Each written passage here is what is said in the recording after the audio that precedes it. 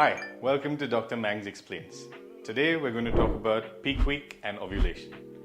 Ovulation is the period during the female menstrual cycle during which the ovary releases a mature egg which enters the fallopian tube where it meets the sperm for fertilization.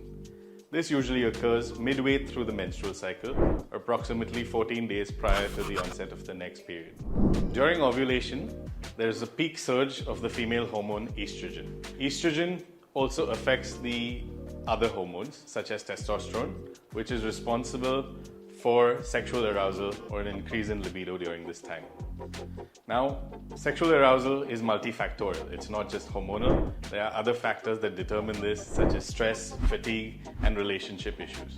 During ovulation, if intercourse occurs at this time, the sperm may or may not fertilize the egg.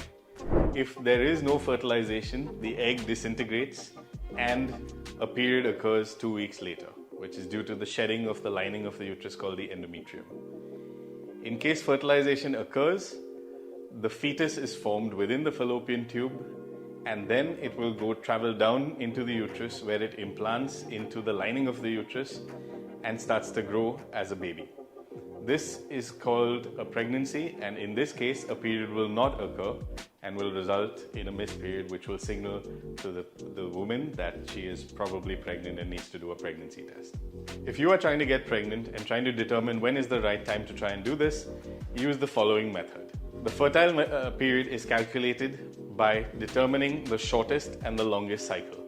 For example, if your shortest period is 28 days and your longest period is 32 days, you subtract 18 from the shortest period and 11 from the longest period. So for this example, 28 minus 18 gives you 10 and 32 minus 11 gives you 21. So the fertile period is from day 10 to day 21 of the cycle. Now this is a general rough estimate and can be used. There are various other methods to calculate the fertile period, such as ovulation kits, and you have fertility tracking apps on your phone. Also, the period of ovulation can vary in some women depending on their cycle, on their hormonal status, on conditions like PCOS, and also stress, fatigue, and anxiety. Thank you for watching this video on peak week and ovulation. If you have any questions or queries, please drop them in the comments below. Also, don't forget to follow me at Dr. Mangs on Instagram, and please don't forget to like, share, and subscribe.